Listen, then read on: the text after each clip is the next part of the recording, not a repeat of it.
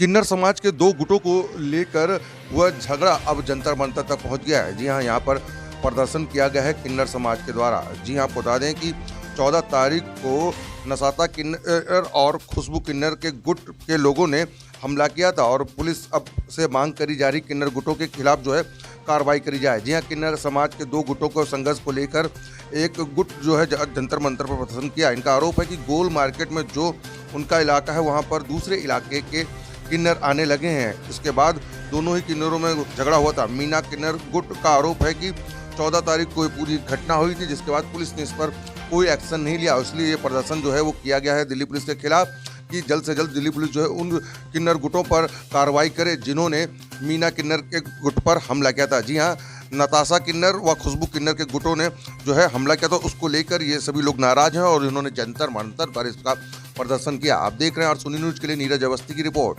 दिल्ली प्रदेश सारा आज इनके साथ है।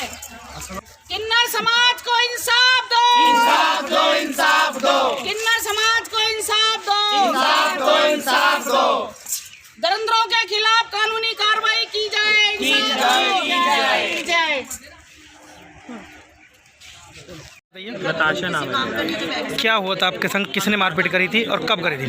ये 14 फरवरी 12:15 बजे का टाइम था। अच्छा। मैं अपने गुरु के साथ बधाई पे घूम रही थी। अच्छा। उन्होंने आए एकदम से हमला करा। उन्होंने खूब मारा, मेरे बाल पकड़े, मेरे कपड़े फाड़े, मेरी वीडियो बना के वायरल करी। हमारे इलाके के चक्कर में बहुत लड़ाई कब से चलती आ रही है। हमारे गुरु ने सुसाइड भी कर लिया धमकियों के चक्कर में। वो यूँ कहते कि ये इलाका सारा छोड़ो और तुम यहाँ से जाओ। तो अब बताओ हम क्या करें। हमने तो आपने इसकी कंप्लेंट करी थी, कुछ कार्रवाई नहीं हुई? कुछ भी नहीं हुआ, कुछ भी नहीं हुआ। मंदिर खाने वालों ने हमारी कोई सुनवाई नहीं करी। ये हम 25 साल से लड़ते हैं। 25 साल से हमारी ये लड़ाई चल रही है, हमारा कोई सुनवाई मारा पीटा, हमारे कितने चेले इन्होंने धमकियों से, बंदूकों के जड़ से कर ली है। इन्होंने सोसाइटी परेशान कर रखा है हमें बहुत ज्यादा। हमारी कोई सुनवाई नहीं। हम यही चाहते हैं जो ये हमारे साथ जो चीजें हुई हैं इस चीज की सुनवाई है, बस हमें और कुछ नहीं। डॉक्टर उर्मिला चंदेल, मैं बीजेपी की राष्ट्रीय लीडर हूँ और दिल्ली प्रदेश की किन्नर समाज की अध्यक्ष हूँ और पूरे दिल्ली प्रदेश में मेरा किन्नर समाज का जो है सेवा है मेरी। और जब ये मेरी धर्म की दीदी हैं और इनके ऊपर जब अत्याचार हुआ तो इन्होंने मुझे फ़ोन करके बुलाया। मैं चुनावों में थी, मैं आई और जब मैंने देखा कि जान मान को खतरा है और पुलिस कुछ नहीं कर रही है तो सब जगह हमने एप्लीकेशन डीसीपी को, एसीपी को, कमिश्नर साहब से हम स्वयं मिले हैं।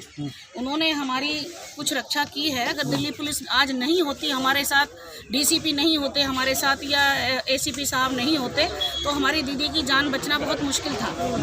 अब हम जो आगे चाहते हैं कि हमें न्याय मिले। जो ज़बरदस्ती इनके एरिए में घुस रहे हैं वो लोग, खुशबू है और भी उनके साथ जो आवारा किस्म के और गैंग है उनकी पूरी, जो आतंकवादी समझ लो या देशद्रोही समझ लीजिए उनको, जो 3-3, 4-4 गाड़ियों को भर के लेकर के आ रहे हैं।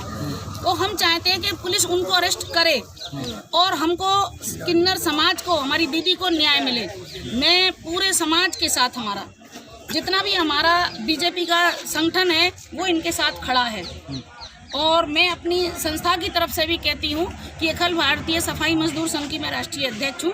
सारा दिल्ली प्रदेश का समाज आज इनके साथ खड़ा हुआ है क्योंकि इनको घर से निकाला, हम नहीं निकल रहे दे रहे। पिस्तौल लेकर के आते हैं, जान से मारने की धमकी देते हैं, पेट्रोल भर के ला रहे हैं।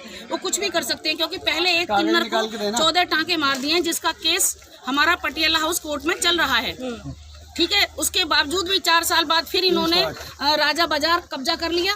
अब होली का जो ये बधाई मांगने जा रही थी, पूरा बधाई एरिया का उन्होंने मांग लिया है और ज़बरदस्ती जजमानों को जो है वो आकर के धमकी देते हैं, नंगे हो जाते हैं। और अभी 14 तारीख को बहुत ही अपमानित जनक इन्होंने नंगा किया हमारी नताशा जी को। इनको बहुत मारा है, बुरी तरह से मारा है इनको।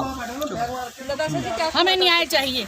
प्रमुख मांगे हैं, क्या क्या समस्याएं हैं जो आप नई दिल्ली के जंतर मंतर आई हैं और सरकार के समक्ष रख रही हैं?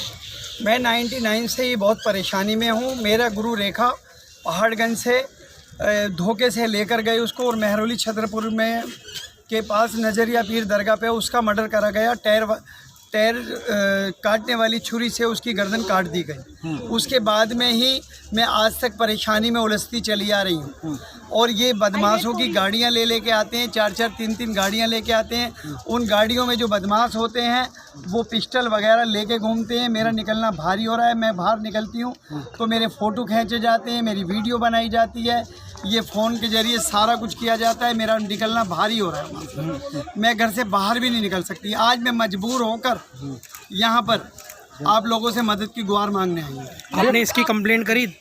ये मैंने कंप्लेंटें शुरू से करती आई हूँ और मेरे पे कंप्लेंटें हैं भी। मैं उन कंप्लेंटों के पूरे पर्चे लेके आई। वे कौन लोग हैं जो लोग आपको धमकी दे रहे हैं और मारने ये की कोशिश कर रहे हैं? शाहगंज चौक नाल गली, शाहगंज चौक नाल गली, जो कि वहाँ पर एक खुशबू नाम का किन्नर है, प्रियंका, खुशबू, अनुष्का, रुखसार और के जितने भी हैं, यानी कि कम से कम 30-40 हिजड़े जो इकट्ठे होके आते हैं और मेरे एरिए के अंदर हमला किए हैं। और वो मेरा जजमान उनको देता भी नहीं है, फिर भी उनके घरों में घुस जाते हैं, उनसे हाय हुल्ला करते हैं, शोर मचाते हैं और उनकी बेइज्जतियाँ करते हैं, गाली गलौज देते हैं, नंगे होते हैं, बदतमीजियाँ करते हैं।